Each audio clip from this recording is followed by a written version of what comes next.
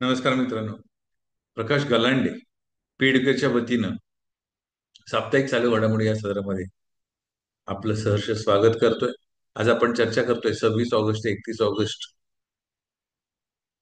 या सप्ताहादरम्यान घडलेल्या चालू घडामोडी. जनविश्वास विधेयक 2025 लोकसभेत सादर. जनविश्वास विधेयक 2025 सरकारने लोकसभेत जनविश्वास विधेयक 2025 सादर केले असून 16 केंद्रीय कायद्यांमधील 355 अधिक तरतुदींना अपराधमुक्त करून अनुपालन सुलभ करण्याचा उद्देश आहे. हे विधेयक व्यवसाय सुलभता आणि जीवन सुलभतेवर भर देत असून मोटार वाहन कायदा व कायदेशीर मापनशास्त्र कायद्यात सुधारणा प्रस्तावित आहेत.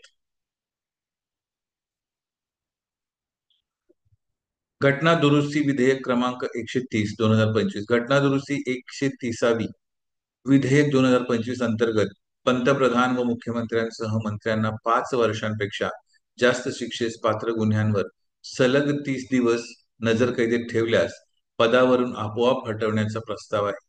उद्देश नैतिक प्रशासन सुनिश्चित करणे. हिमाचल प्रदेश आपत्तीग्रस्त राज्य घोषित. मान्सूनमुळे झालेल्या ढगफुटी, पूर आणि भूस्खलनामुळे हिमाचल प्रदेशला आपत्तीग्रस्त राज्य घोषित करण्यात आले आहे.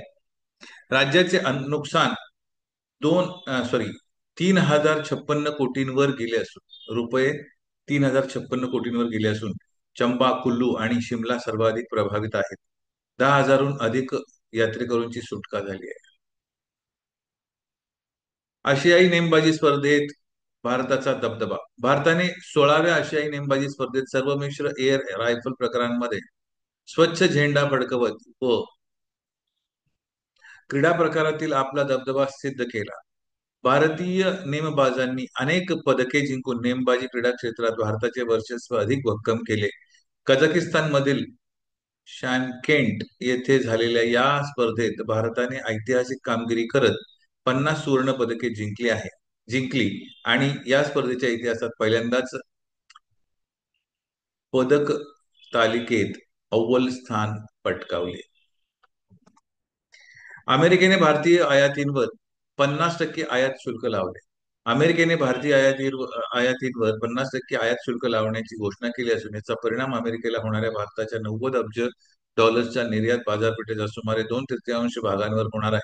या निर्णयामुळे भारताला जवळपास 40 अब्ज डॉलर्सच्या निर्यातीचे नुकसान होऊ शकते आणि देशाच्या जीडीपी वाढीवर जवळपास 1% घट होण्याची शक्यता आहे.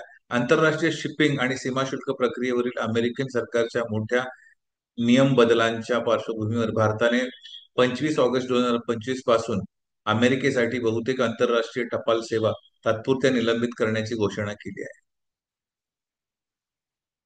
पंतप्रधान मोदींची जपान आणि चीन भेटींची आगामी योजना. पंतप्रधान नरेंद्र मोदी हे टोकियो येथे होणाऱ्या 15व्या भारत जपान वार्षिक शिखर परिषदेत सहभागी होणार असून ही त्यांची जपानचे पंतप्रधान शिगेरू इशिबा यांच्या सोबतची पहिली भेट ठरणार आहे. या शिखर परिषदेचा उद्देश दोन्ही देशातील विशेष सामरिक आणि जागतिक भागीदारी अधिक मजबूत करणे असून संरक्षण, व्यापार, तंत्रज्ञान आणि प्रादेशिक सुरक्षेसंबंधी विषयावर भर दिला जाणार आहे.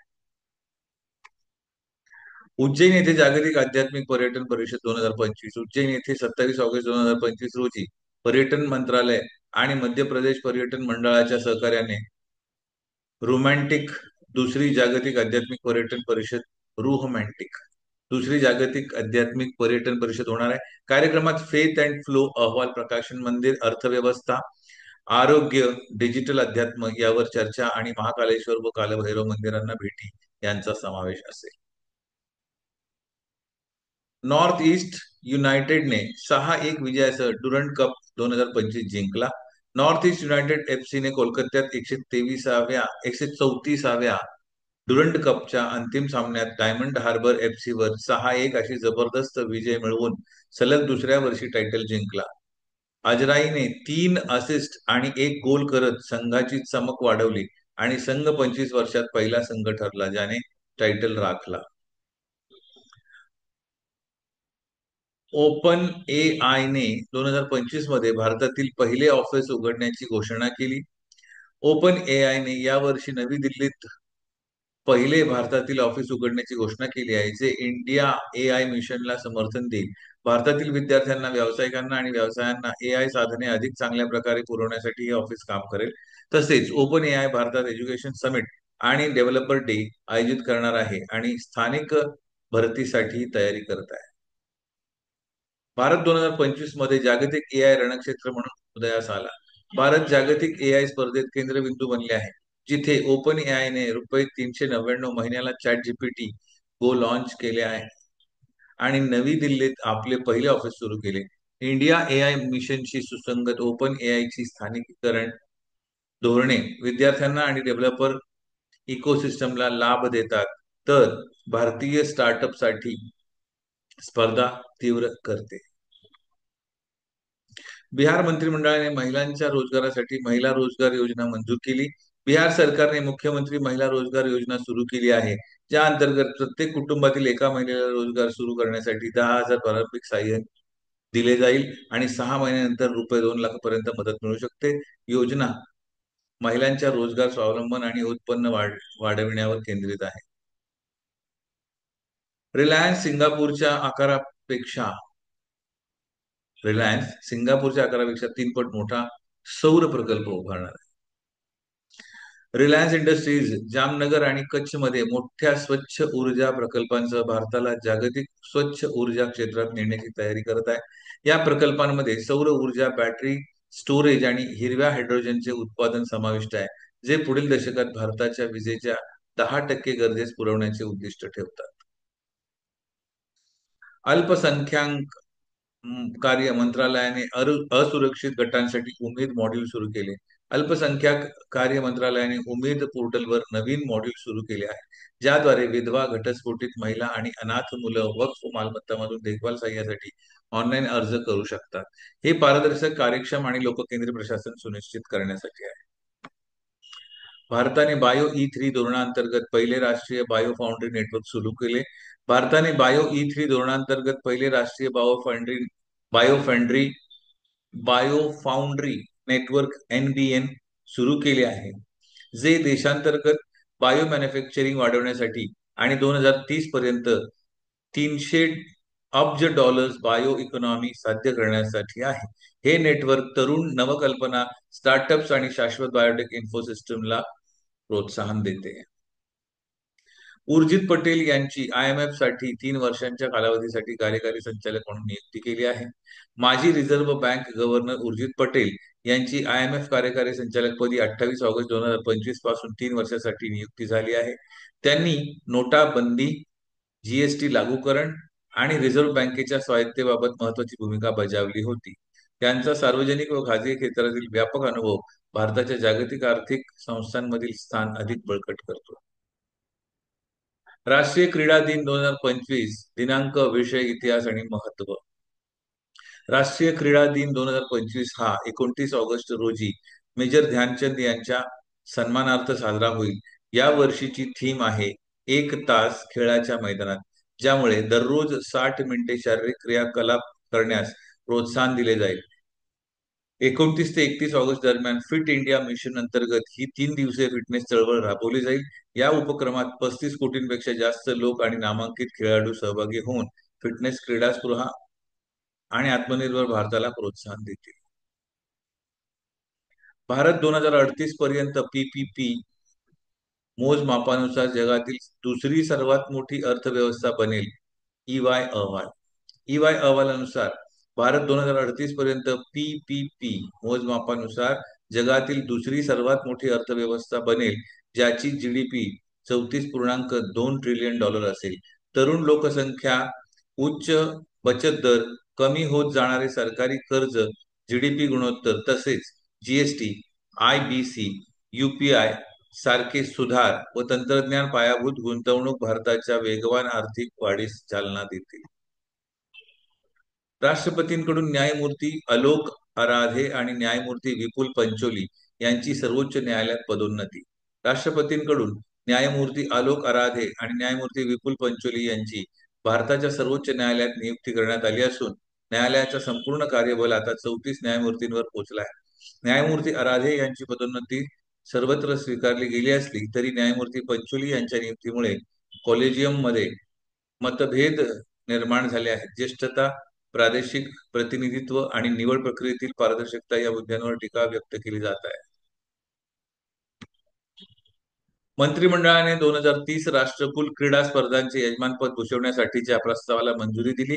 केंद्रीय मंत्रिमंडळाने 2030 राष्ट्रकुल क्रीडा स्पर्धांसाठी भारताची निविदा मंजूर केली असून अहमदाबादला यजमान शहर म्हणून प्रस्तावित केले आहे. यामुळे 72 देशातील खेळाडू सहभागी होतील, पर्यटन व रोजगाराला चालना मिळेल आणि क्रीडा सहभाग वाढेल. नरेंद्र मोदी स्टेडियम भारताची यजमान म्हणूनची ताकद दर्शविते. पटेल, वाजपेयी आणि बिरसा मुंडा यांच्या सन्मानार्थ केंद्र सरकारने समित्या स्थापन केल्या. केंद्र सरकारने सरदार वल्लभभाई पटेल, बिरसा मुंडा यांच्या 150व्या जयंती आणि अटल बिहारी वाजपेयी यांच्या जन्मशताब्दी उत्सवासाठी पंतप्रधान नरेंद्र मोदी यांच्या अध्यक्षतेखाली 3 उच्चस्तरीय समित्या स्थापन केल्या आहेत. या समित्या देशभरातील कार्यक्रमांचे आयोजन करून पटेलांचे संस्थानांचे एकत्रीकरण, बिरसा मुंडाचे आदिवासी आंदोलन आणि वाजपेयींचे सुशासन व पोखरण-2 चाचण्या यांचा गौरव करतील.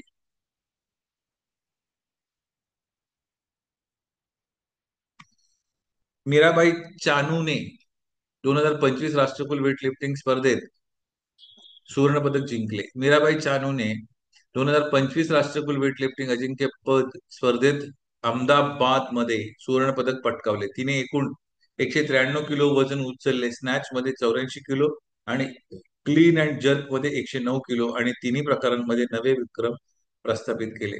टोकियो ऑलिम्पिकची रौप्य पदक विजेती असलेल्या चानूने दमदार पुनरागमन करत महिला 48 किलो गटात प्रथम क्रमांक मिळवला आणि थेट 2026 ग्लासगो राष्ट्रकुल क्रीडा स्पर्धासाठी पात्रता मिळवली.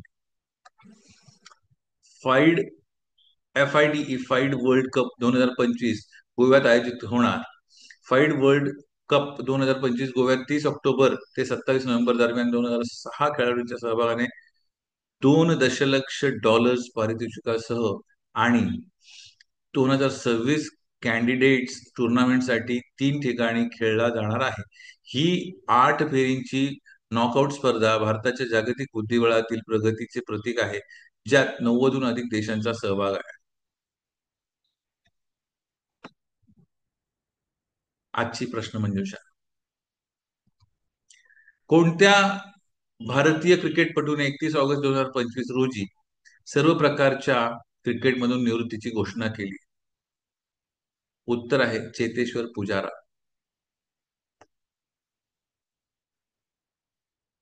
16वे आशियाई शूटिंग चॅम्पियनशिप कोणत्या देशात आयोजित करण्यात आले, जिथे भारताने सर्व मिक्स्ड एअर रायफल इव्हेंट्समध्ये स्वच्छ स्वप्न जिंकले? चीन.